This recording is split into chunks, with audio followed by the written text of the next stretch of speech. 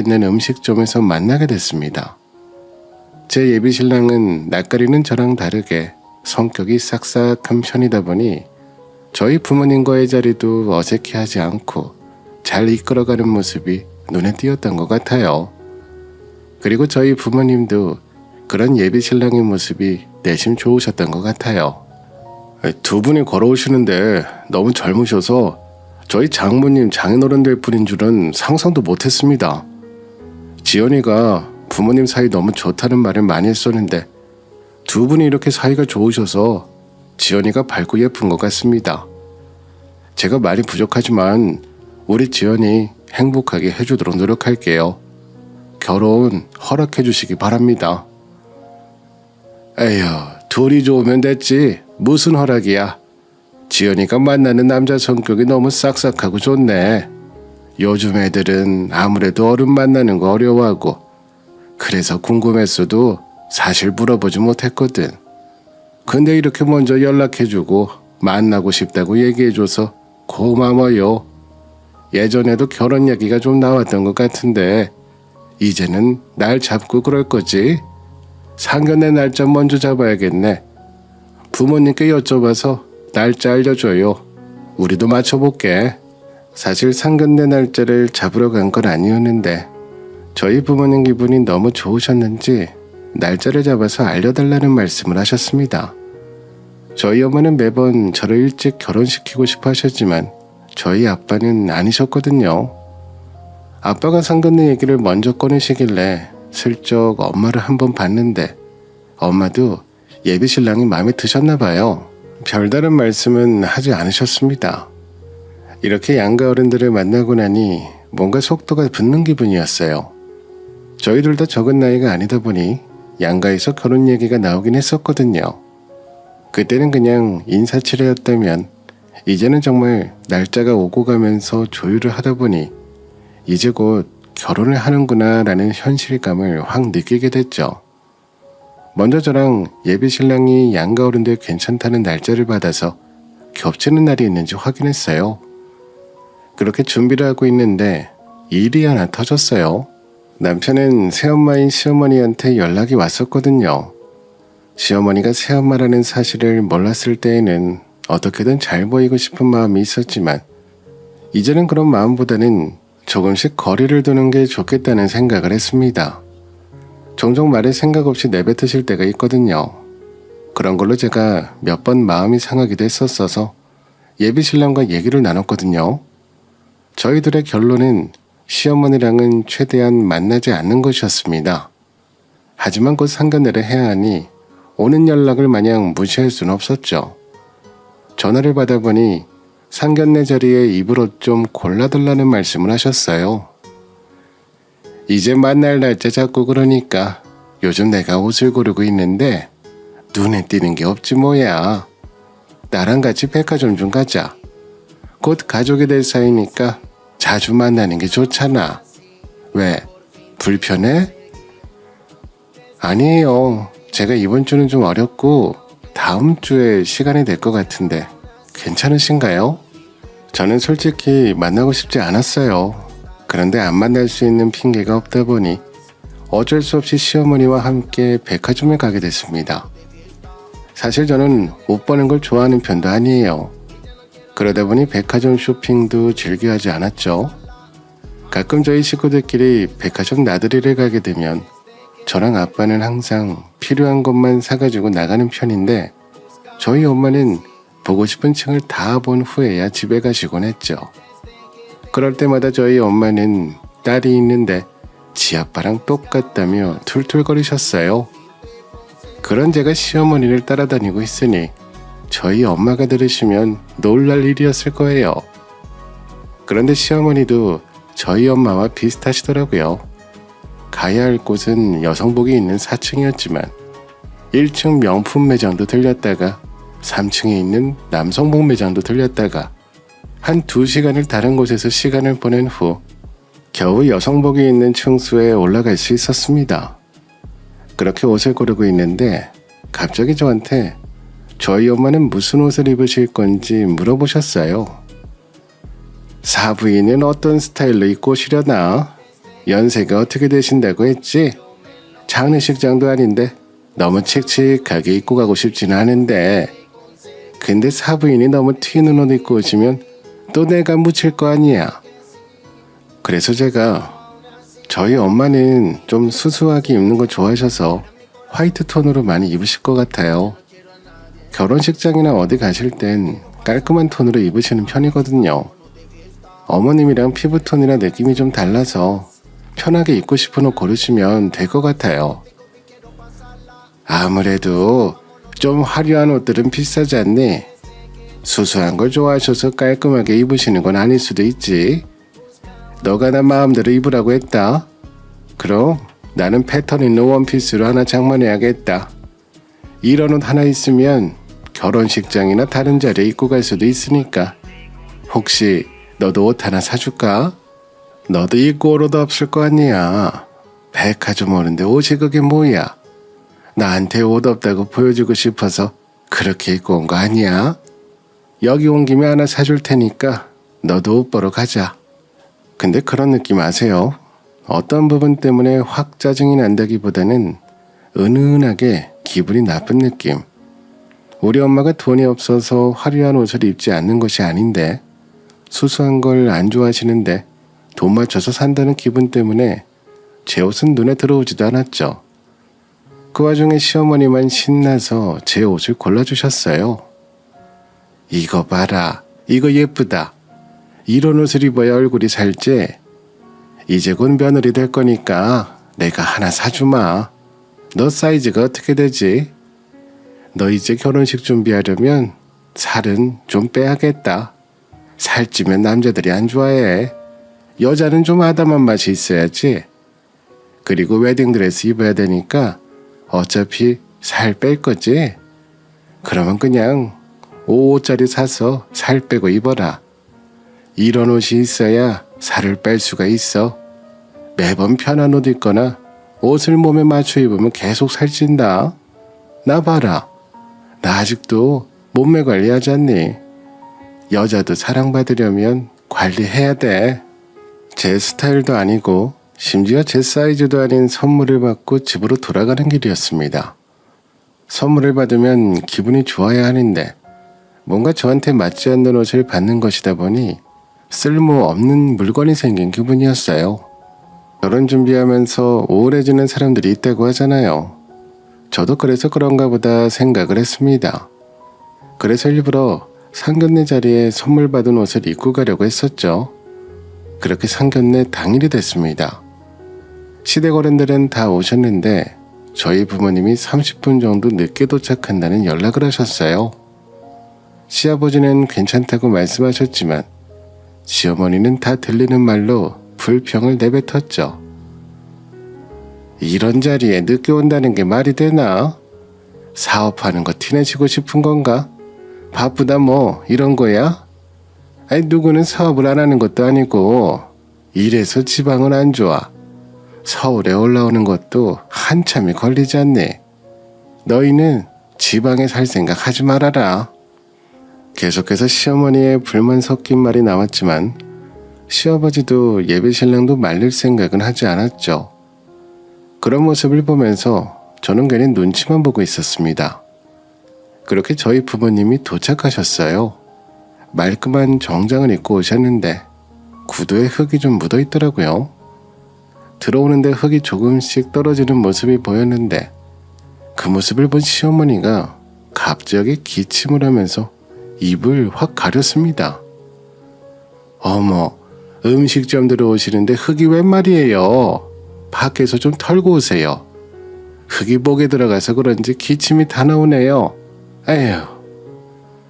저희 부모님은 무안하신지 죄송하다는 말씀을 하신 후 잠시 나가서 발을 털고 오셨습니다. 저는 그런 모습들이 너무 거슬렸죠. 우리 부모님이 늦어서 기분이 나쁜 건 이해하겠지만 그래도 사과도 하셨는데 그렇게까지 무안을 드릴 필요가 있나 싶었거든요. 근데 어쨌든 늦은 건 잘못이기도 하니 저도 별말 하진 않고 넘어갔습니다.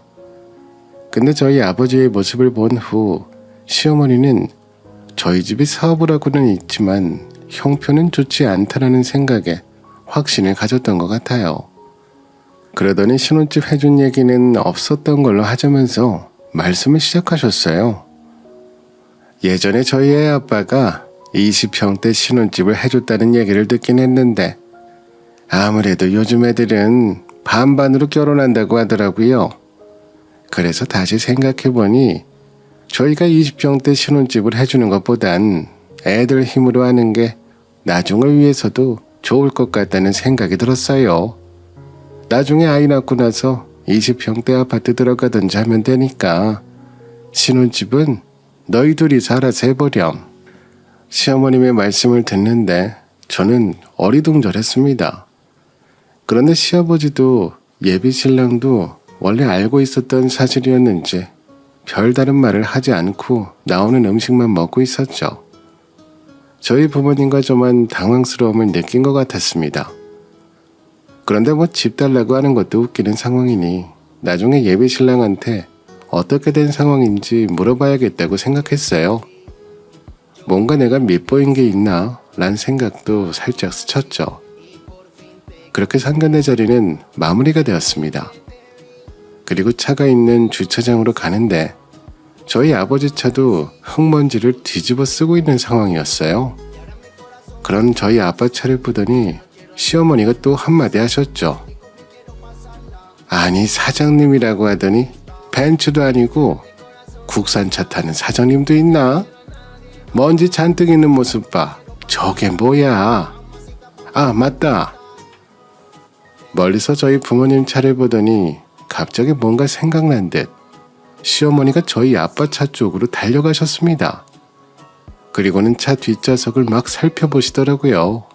저랑 친정부모님은 무슨 일이지 하는 마음에 저희 아빠 차 쪽으로 다 같이 움직였습니다. 그런데 갑자기 시어머니가 삿대질을 하시면서 말씀하셨어요. 맞네 맞아.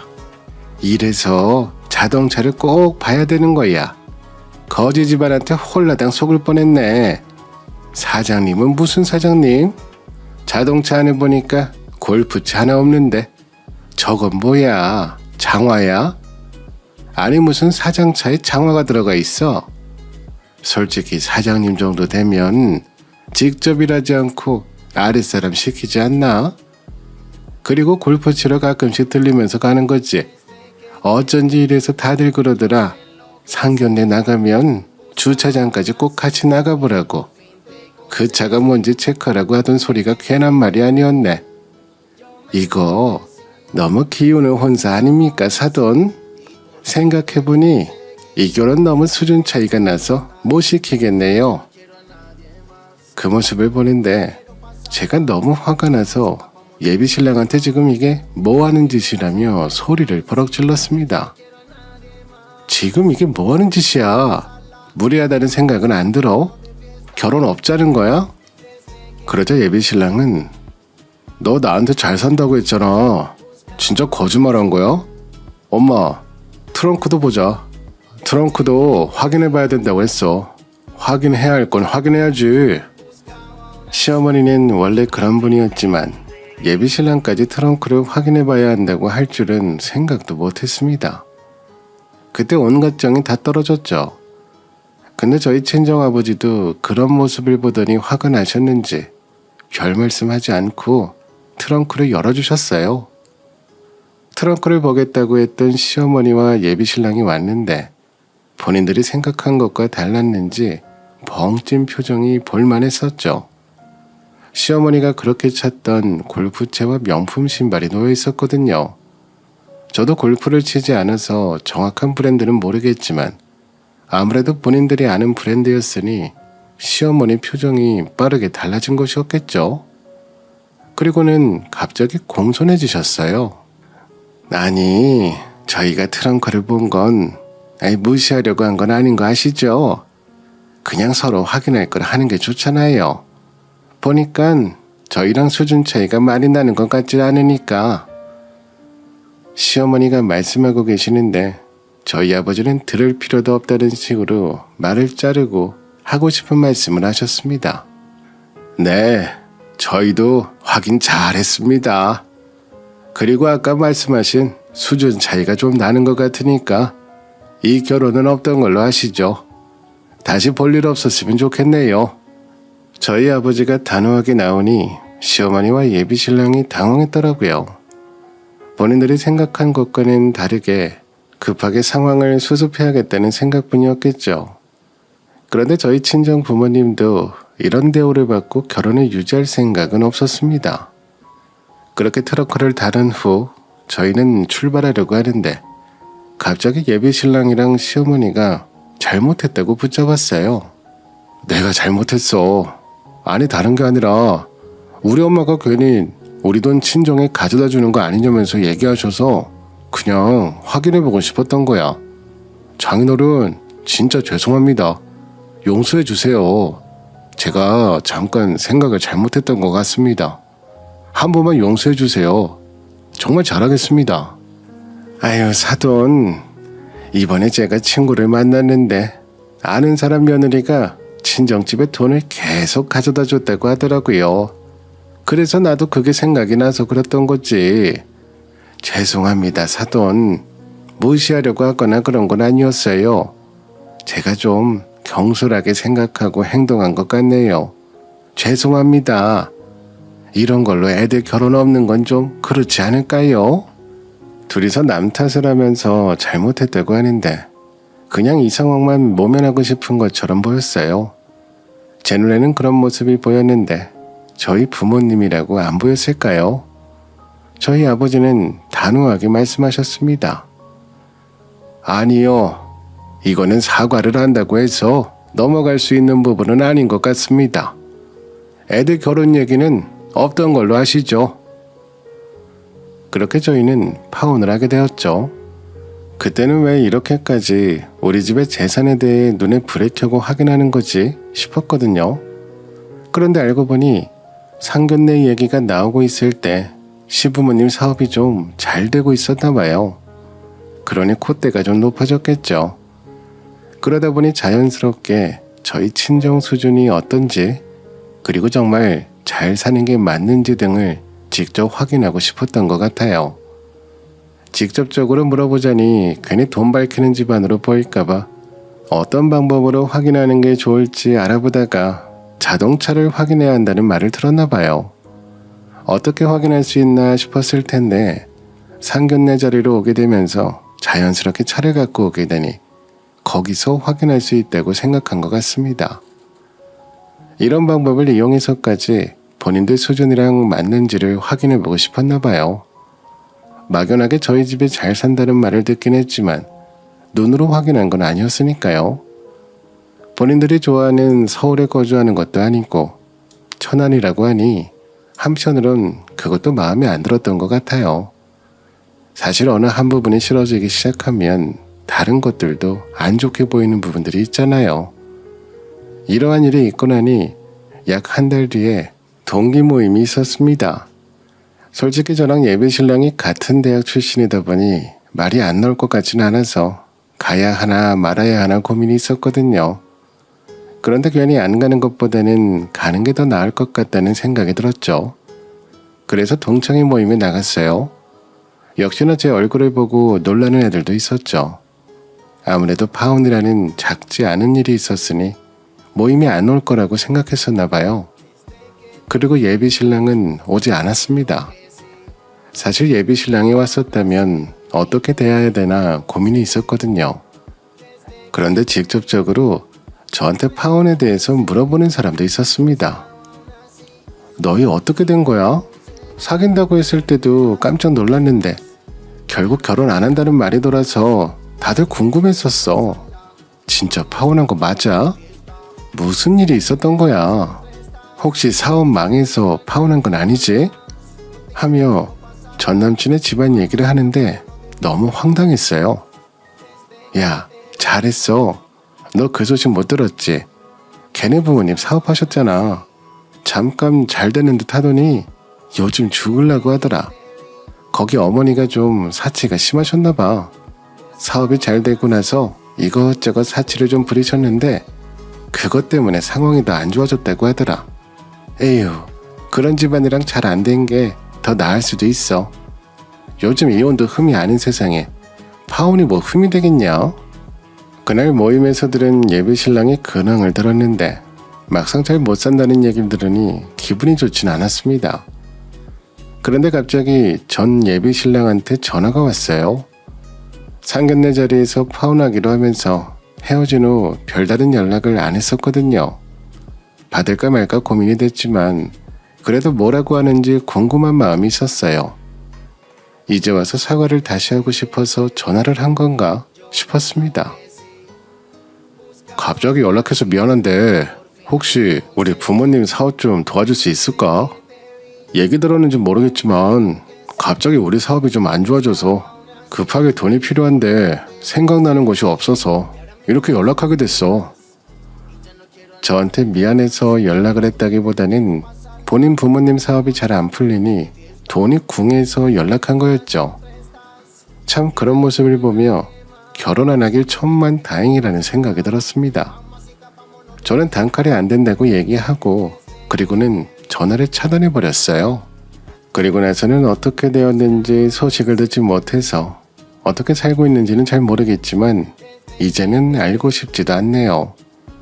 주차장에서 기웃거리는 예비 사돈을 만난다면 조심하세요. 제 이야기는 여기서 이만 줄이겠습니다. 들어주셔서 감사해요.